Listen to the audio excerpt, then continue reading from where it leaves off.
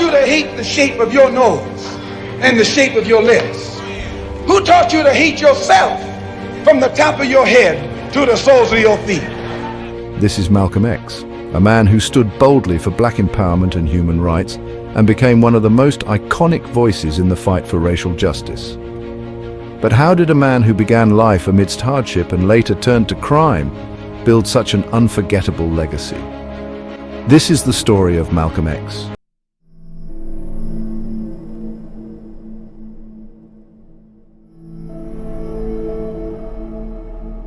Malcolm X was born Malcolm Little on May 19, 1925 in Omaha, Nebraska, into a family inspired by black pride and self-reliance. His father, Earl Little, was a supporter of Marcus Garvey's movement, a campaign that promoted pride in African heritage and unity. Tragically, Earl's activism made him a target of hate groups, and he was killed when Malcolm was just 6, a trauma that would haunt Malcolm throughout his life. Growing up, Malcolm faced intense racism and challenges. By his teens, he had drifted into a world of crime and was eventually arrested for burglary in 1946. But prison marked a turning point.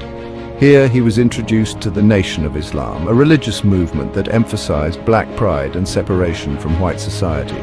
He took the name Malcolm X, shedding what he called the slave name of Little. After his release, Malcolm became a powerful speaker for the Nation of Islam.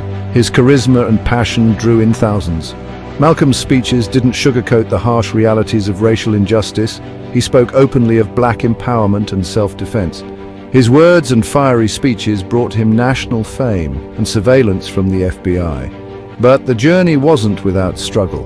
By the 1960s, Malcolm became disillusioned with the nation's leadership, especially its leader Elijah Muhammad.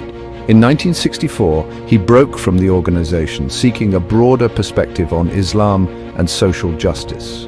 His pilgrimage to Mecca, a journey known as the Hajj, was transformative. For the first time, he saw Muslims of all races worshipping together, and this unity inspired him to reconsider his views on race. Returning to America, Malcolm adopted the name El Hajj Malik El Shabazz and began speaking of a future where black and white people could coexist.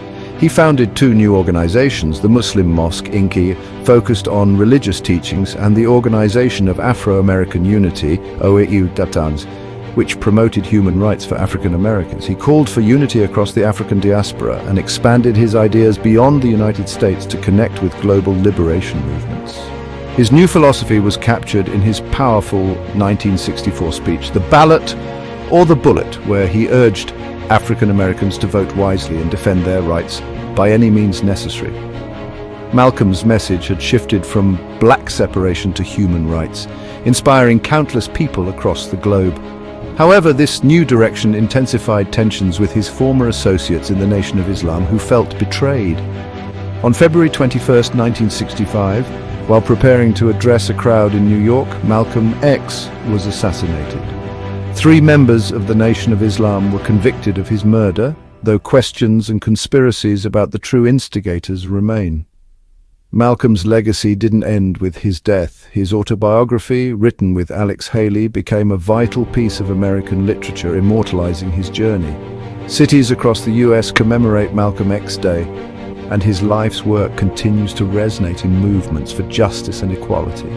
Malcolm X's journey from street hustler to international human rights activist reminds us of the power of transformation and the importance of standing for what is right.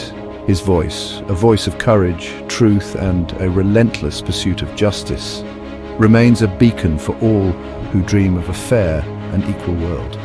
As we remember Malcolm, let's continue his fight for equality, understanding, and change. Stay curious, stay informed, stay tuned to Era Shapers.